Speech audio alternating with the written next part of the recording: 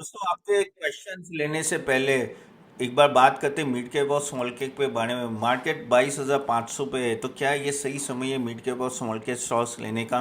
तो थोड़ा डिटेल में बात करते हैं और समझते हैं कि आपको किस तरह से स्टॉक्स बाय करने हैं। तो देखो, मिड कैप स्टॉल के ऑलरेडी गिर चुके हैं, अच्छे खासे गिरे। अगर हम लोग कंपेयर टू लार्ज कैप देखें तो स्मॉल कैप ऑलमोस्ट 19 से 20% गिर चुका है टॉप से। और ये तो सिर्फ मैं इंडेक्स की बात कर रहा हूँ। अगर आप ओवरऑल नो सेक्टर में देखेंगे, सेक्टर नहीं बल्कि मिड कैप और स्मॉल कैप इंडेक्स में बहुत सारे स्टॉक बहुत गिर चुके हैं। और एक तरह की अपॉर्चुनिटी भी क्रिएट करता है यहाँ इन्वेस्ट करने का। लेकिन बहुत सारी बातें हैं जो आपको ध्यान में रखनी है।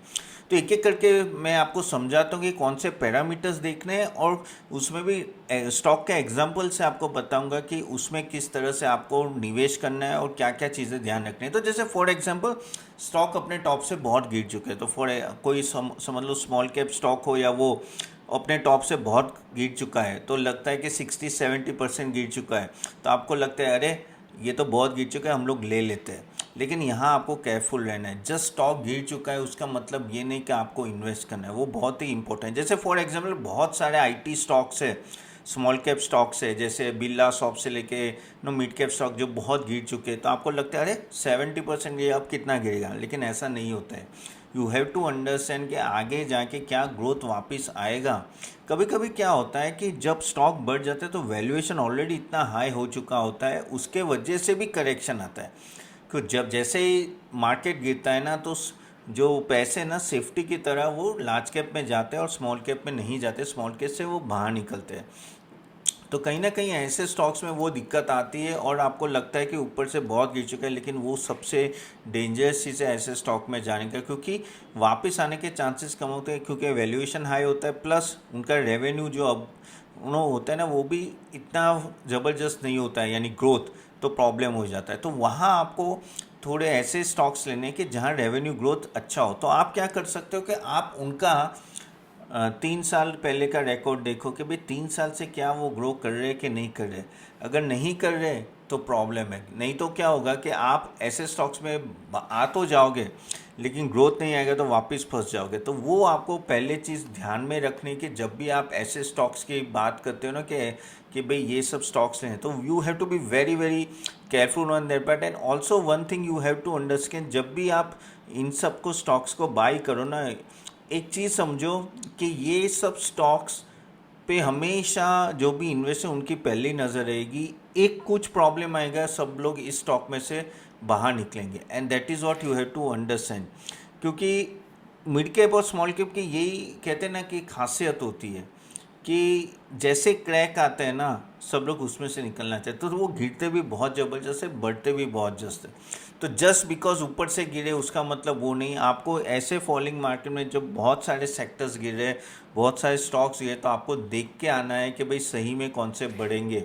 वैसे में आपको पूरा एनालिसिस करना है। देखो, स्मॉल कैप मिड कैप में आपका जो लार्ज कैप से ज़्यादा 4 से 5 गुना एनालिसिस करना है। हम भी जब हमारे मॉडल पोर्टफोलियो में स्टॉक रेकमेंड देते हैं, हमें सबसे ज़्यादा जो दिक्कत आती है वो स्मॉल कैप मिड कैप में आती है। क्योंकि एक तो आपको पता नहीं है, कंपनी छोटी है, तो बहुत ही लीनियर ग्रोथ होता है। फिर डिस्क्लोजर उतने अच्छे नहीं होते, मैनेजमेंट का हमें पता नहीं होता है। तो बहुत सारी चीज़ें आपको ध्यान में रखनी होती है। तो वो ध्यान में रख के करना है, नहीं तो ये बहुत डेंजरस चीज़ है। स्मॉल कैप ऐसा है कि अगर आपने सही नहीं पकड़े, इतने गिरते कि आपको लगता है कि कहाँ फंस गए। Compare to large cap safe होते हैं। लेकिन अगर आप लॉन्ग टर्म की बात करो कि लॉन्ग टर्म में कौन कमा के देता है, तो of course small cap mid cap will give you far better return than large cap, लेकिन प्रोवाइडेड आप सही स्टॉक में हो, and that is the most important thing. और जब ऐसी वॉर सिचुएशन होती है तो लार्ज कैप में लोग ज़्यादा भागते हैं, इसलिए छोटे छोटे स्टॉक्स में लिक्विडिटी की इशू हो जाती है। इंस्टीट्यूशन ज़्यादा एंटर नहीं करते हैं। गवर्नेंस रिस्क रहता है कि भाई अगर इससे वॉर सिचुएशन में क्या होता है कि कोई सडनली पॉलिसी चेंज हो जाती है, या तो उनका रॉ मटेरियल जैसे ऑयल है वो नहीं आ रहा है, तो प्रॉब्लम हो जाए। जैसे एक फॉर एग्जांपल कल की ही बात करूं, मैं गाड़ी चला रहा था तो निवारा पेट्रोल पंप है ना, वहाँ अगर आप देखो तो उनकी रिफाइनरी बंद कर दी, क्योंकि पेट्रोल ही नहीं आ रहा, उनको ऑयल ही आगे से नहीं मिला। तो बहुत सारी चीज़ें ऐसी होती है जिसके वजह से प्रॉब्लम। तो अर्निंग विजिबिलिटी और रिकवरी है कि नहीं है, वो सब आपको बहुत ही देखना है। जस्ट स्टॉक्स गिरे हैं, this is the best time to invest, ऐसा मत रखो। प्लस बहुत सारी और चीज़ भी आपको जो ध्यान में रखनी है कि लार्ज कैप आपको ऑफकोर्स कंफर्ट और वो सब ज़्यादा देते हैं ओवर द टाइम। क्यों? क्योंकि कहीं ना कहीं मैनेजमेंट प्रूवन है, ठीक है, गवर्नमेंट सॉरी मैनेजमेंट का गवर्नेंस सही चल रहा है, गवर्नेंस इनकी गाइडेंस अच्छी है। जबकि आप स्मॉल कैप मिड कैप में आप कभी गाइडेंस सुनते भी नहीं हो कितनी है कितनी नहीं है, काफ़ी लोग तो देते ही नहीं है, तो इसलिए वो थोड़ा रिस्पॉन्ड हो जाता है। ओके, और प्रॉफिट ग्रोथ भी अगर आप देखो ना तो सही से नहीं आता है। तो वही है, प्रॉफिट ग्रोथ और सेल्स ग्रोथ अपना देखना बहुत ही ज़रूरी है कि पिछले 3-4 साल से किस तरह से ग्रो किया, क्या वो 20-25% से ज़्यादा ग्रो कर रहे हैं।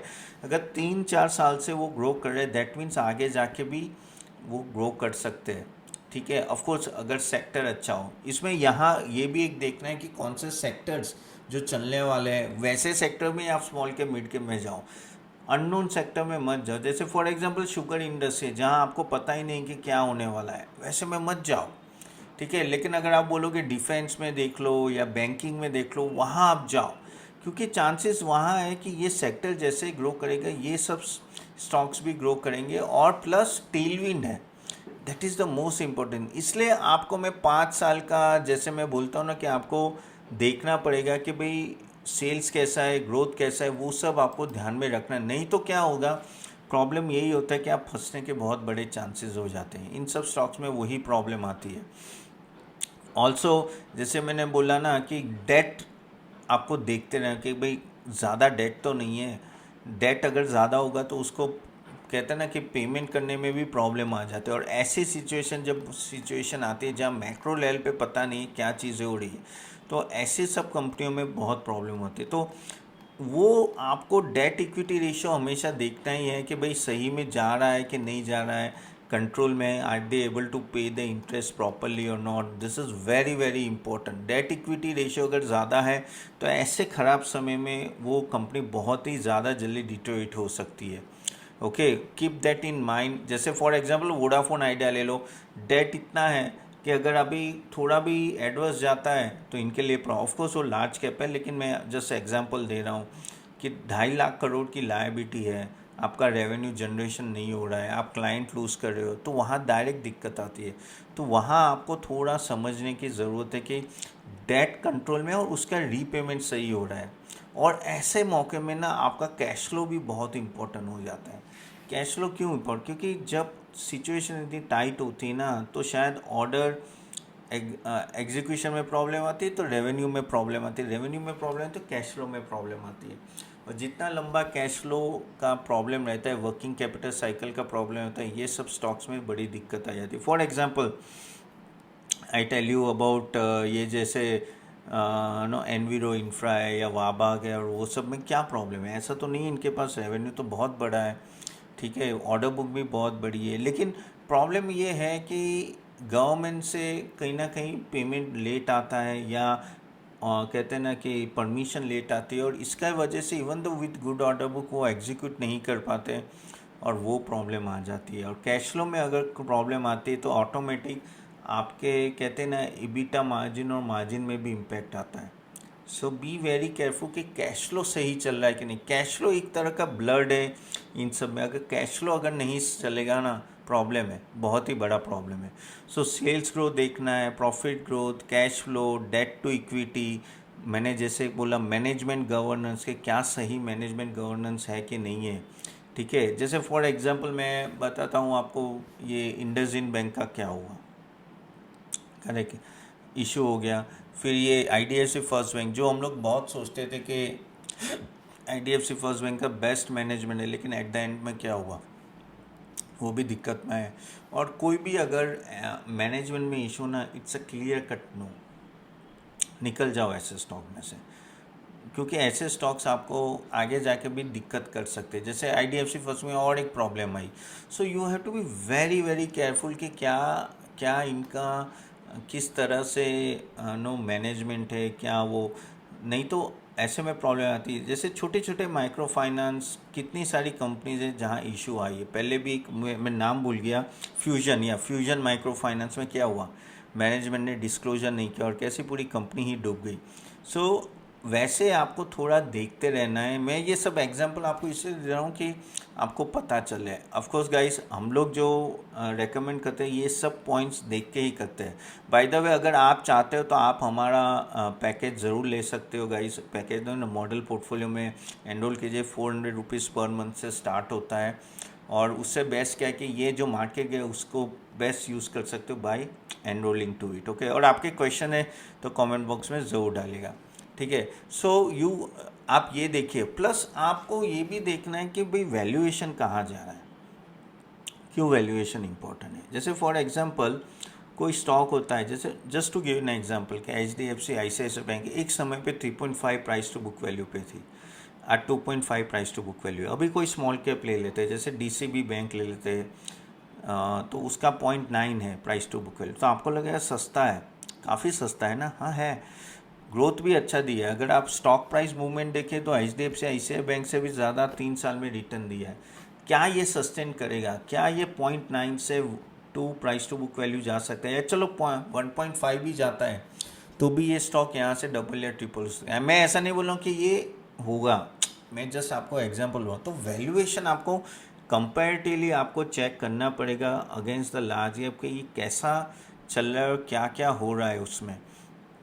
और अगर आपका ROE इम्प्रूवमेंट होता है तो अपने आप देखना कि ये सब स्टॉक्स बढ़ेंगे। बट वो उसके लिए आपको थोड़ा फ्यूचर में देखना ज़रूरी है। जस्ट करंट डेटा के बेस पे आप कभी भी बाई नहीं कर सकते। और प्लस क्या है कि गाइस, काफ़ी लोग क्या देखते हैं, अरे इसकी ऑर्डर बुक देखो 3 गुना है, 4 गुना है। ऐसा नहीं होता है, क्या एग्जीक्यूशन हो रहा है। ओके, एग्जीक्यूशन जैसे डिफेंस स्टॉक्स है, उसमें 3 गुना 4 गुना है, पी रेशियो ज़्यादा चले, लेकिन कितने लोग एग्जीक्यूशन कर पा रहे हैं। एंड दैट इज़ वॉट, अगर एग्जीक्यूशन करते हो तो कोई दिक्कत नहीं। जैसे एग्जीक्यूशन में प्रॉब्लम आती है तो दिक्कत आ जाती है। फॉर एग्जांपल डिक्सन देख लो, डिक्सन अभी तक क्यों चला, 3 साल में मल्टी बैगर रिटर्न इसलिए दिया कि वो हर टाइम 30-35% आपको ग्रोथ देता था, ठीक है। और उसके पास ऑर्डर बुक भी बहुत बड़ी है। दूसरा एक एग्जांपल बताता हूँ, लेकिन अभी क्या हुआ, सॉरी चलो डिक्सन पे टिकते कि वहाँ मोबाइल फ़ोन्स का इशू आया कि मोबाइल फ़ोन्स का ग्रोथ इस बार कम रहा, और देखो वो कैसे गिर गया। ऑलमोस्ट 60-70% नहीं, 50% जितना गिर गया, 40-50%। दूसरा बेस्ट एग्जांपल है ट्रेंड में क्या हुआ, जब तक गाड़ी चल रही थी, यानी ग्रोथ वो 30% प्लस दे रहा था, ट्रेंड ने एक मल्टी बैगर रिटर्न दिया। जैसे उसका स्लो ग्रोथ हुआ तो मे बी 20% के आसपास, 15-20% के आसपास, जबकि उसका पी ऑलरेडी अभी भी 75-80, एक समय पे तो वो 150 से 200 का पी था, और इसे देखो वो आधा हो गया ऑलमोस्ट। तो यही है, market will be very very punishable अगर आपका ग्रोथ नहीं आता है according to your valuation, correct. और अगर ऑल्सो अगर आपका ऑर्डर बुक है और एग्जीक्यूशन नहीं होगा तो भी प्रॉब्लम है। जैसे मैंने ये वाबाग एनवीरो को बोला, बहुत बड़ा ऑर्डर बुक है लेकिन एग्जीक्यूशन का प्रॉब्लम है, ठीक है। आरवीएनएल का बेस्ट एग्जांपल, आप देखो कि किस तरह से ये स्टॉक ऊपर गया था और किस तरह से नीचे आया। क्यों? ऑर्डर बुक बड़ी है लेकिन एग्जीक्यूशन ही नहीं है। इतना 5 गुना 4 गुना ऑर्डर बुक के सामने आप सिर्फ 9-8 या 10% से ग्रो करोगे सेल्स, तो कैसे चलेगा। So you have to understand कि भाई क्या ये सब हो रहा है। प्लस सेक्टर भी बहुत मायने रखता है कि क्या सेक्टर हेडविन में आ रहा है। सेक्टर में अगर हेडविन है कि कल जाके प्रॉब्लम आएगी, तो ऐसे सेक्टर में जाओ ही मत।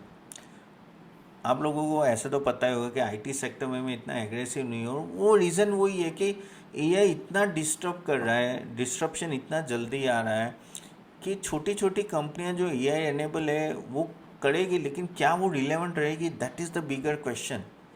सो you have to ask lot many things when we talk about it, okay. जैसे फॉर एग्जाम्पल दूसरे एक मैं आपको बताऊं कि पावर सेक्टर में, अगर आप पावर सेक्टर में देखो, हिटाची, एबीबी, बड़ी बड़ी कंपनीज है, करेक्ट, बड़े बड़े ऑर्डर बुक्स है, तो भी वो लोग ग्रो कर रहे हैं। क्यों? एग्जीक्यूशन सही है, ओके। और वो स्पेशलाइजेशन है, वो मोट यानी स्पेशलाइजेशन होता है, और उसके वजह से कंपनी को और प्रीमियम मिल रहा है। छोटी कंपनी भी ग्रो करेगी, जैसे ये डैनिश पावर है और ऐसे सब बहुत सारे हैं, बहुत सारे, लेकिन वो ग्रो नहीं कर पा रहे हैं क्योंकि एग्जीक्यूशन मिसिंग होता है या तो वो स्पेशलाइजेशन नहीं होता है। So it takes a lot from going from small cap to mid cap to large cap. And that is what you have to keep in mind.